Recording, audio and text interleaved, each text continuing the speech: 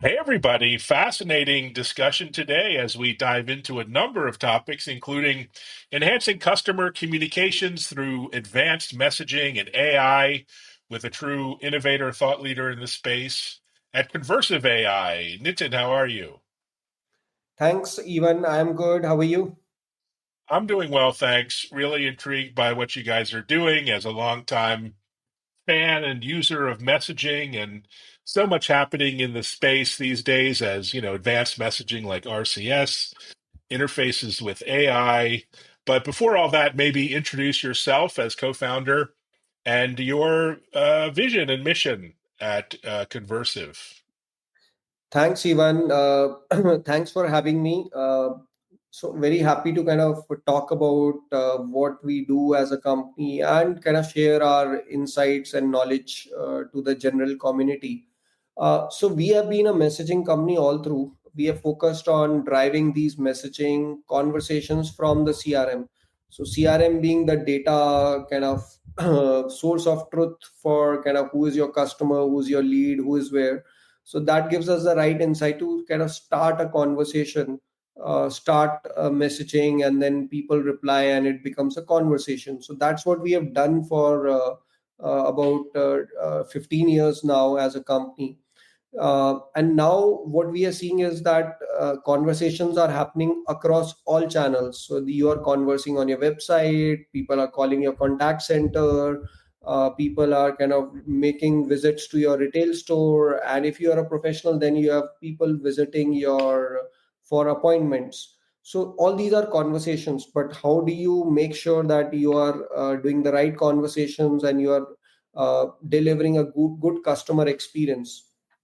So that's when we started creating conversive AI, which is not just about, okay, send messages, receive messages, but orchestrating the conversation across the customer life cycle for better customer experience and delivering the business outcomes. I'll give you just one example.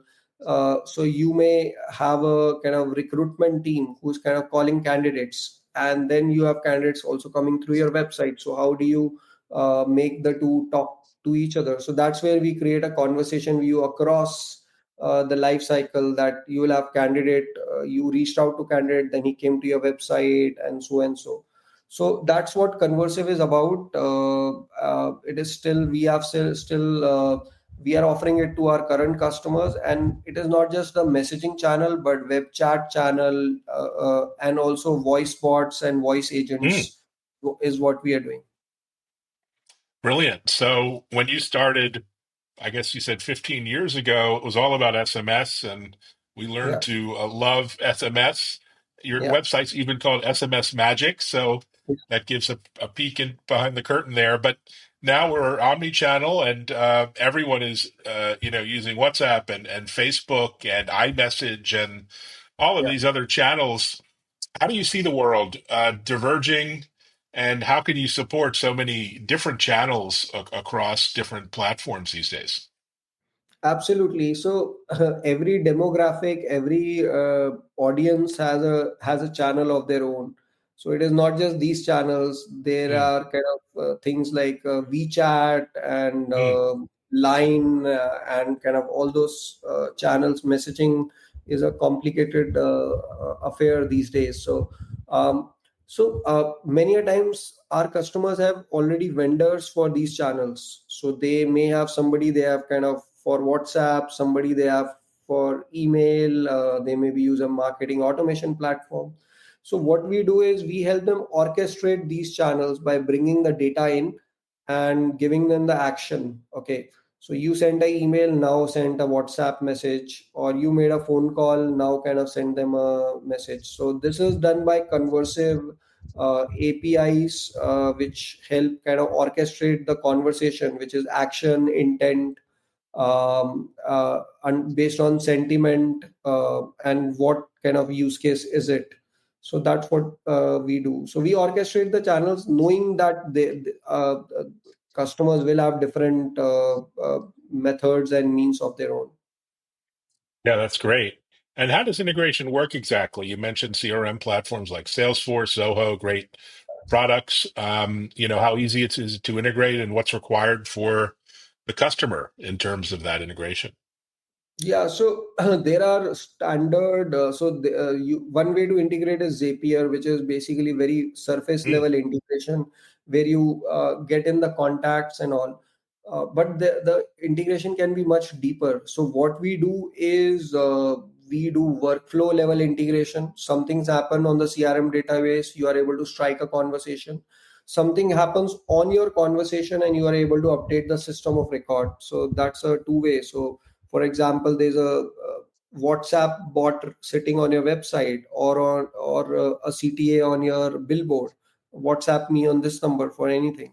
So mm, there are going to be leads created, and you need to give those leads to the CRM.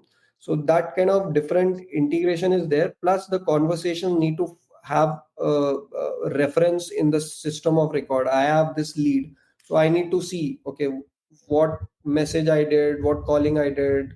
So it needs to go to that level. So we do a deeper integration with the CRM. Uh, but what we do essentially is build out those use cases and orchestrate the channels. brilliant. So now enter AI, Gen AI, intelligent bots into the mix. And what opportunities does that open up exactly for your customers?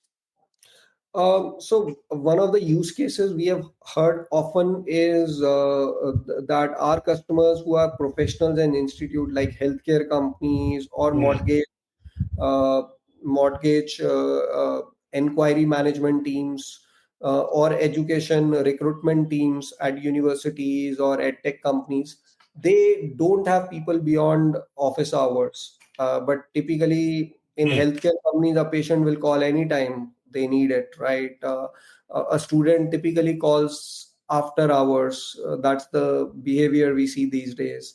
A candidate would also call anytime. They would call weekend and all. So common use case is nobody is available to take those messages, take those phone calls. So you have AI agents taking those phone calls and messages, and they can solve up to a point, capture their interest or capture who it is, and set up a callback.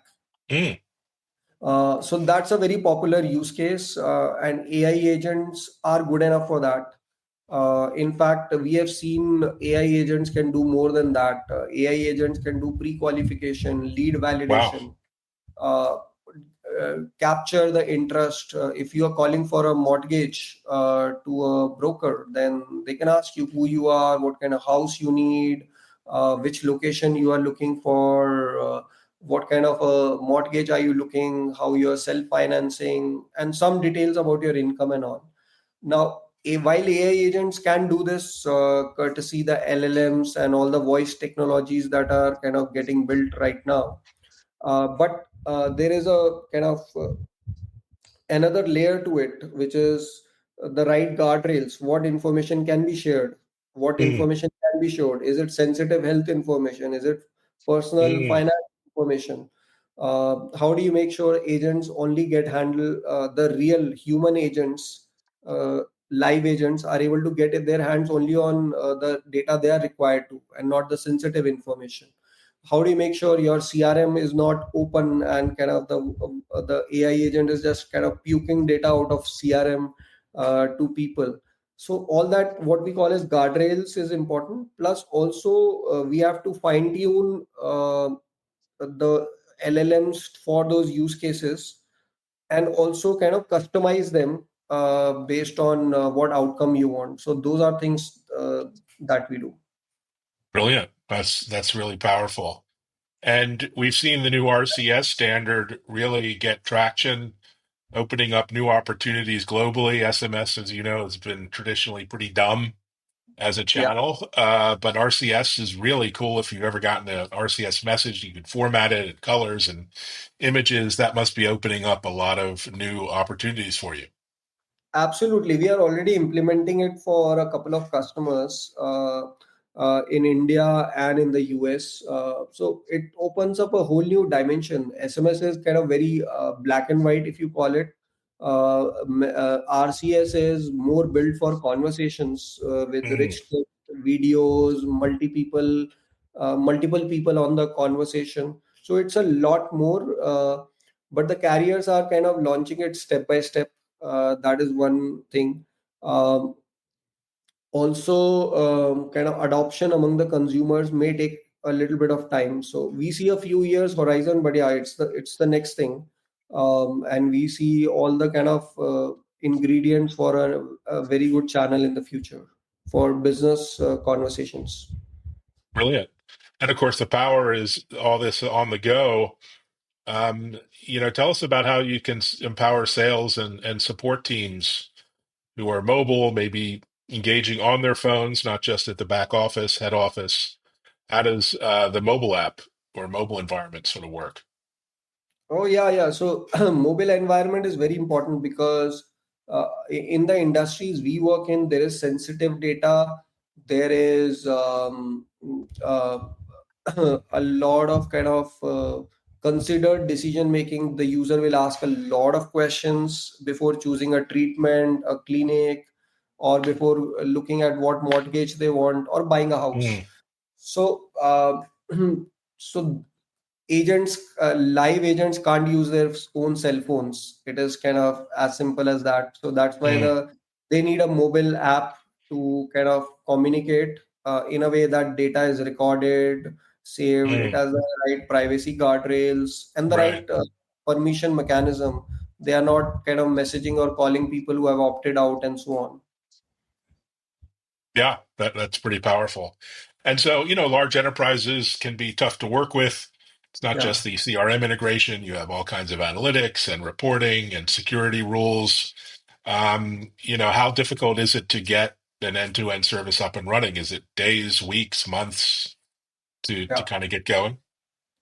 For a large enterprise, who is kind of deploying, say, across multiple use cases across, say, a couple of departments, it can easily go 2 months. Hmm. For a mid-market company, it's 2 to 3 weeks. Nice. Basically, we fine-tune their workflows, create conversational AI kind of question, answer, intent, action, uh, uh, train their live agents on our interface. Okay, this is Mm, how a message pops in. This is where you see all the conversations. This is how you take over the conversation, and their business managers on the analytics and all. So this does take a little bit of time. In some cases, we have seen that companies also need to transform them a little bit. So they may not be used to a live back and forth channel which mm, is working all the time, right? They may mm. not be answering so many questions on text messages. Somebody may feel okay, say a old school doctor or a old school lawyer or a old school, why should I give away all that information over text messages? We have seen that also. There are some people who say, oh, I just want to send messages, I don't want to receive. So we we say them, no, no, you can't do that in today's world because privacy is not going to allow for it. You're going to run into legal troubles, and consumers Mm. will not like it at all. Yeah, it really depends. I mean, I think most the Gen Z folks, kids I know, my kids and others, they don't even want to make phone calls. It's all messaging. So it is very much a demographic shift. And where's your fastest growing market or segment? Is it in India, in the US? Are there certain places where you're getting really great traction? So we are getting good traction from wellness and healthcare companies in the Mm, US. The second is injury lawyers in the US mm. who are kind of, because again, they have people who are injured and calling them, which can be any time of the day. Yeah, they put Usually, their phone numbers on the ads, the billboards. yeah, and injury can happen anytime. People can call Mm, anytime, and usually, like, they may not have an extensive staff, so they have contact center one, two, three, just to make sure they are attending calls by a live person.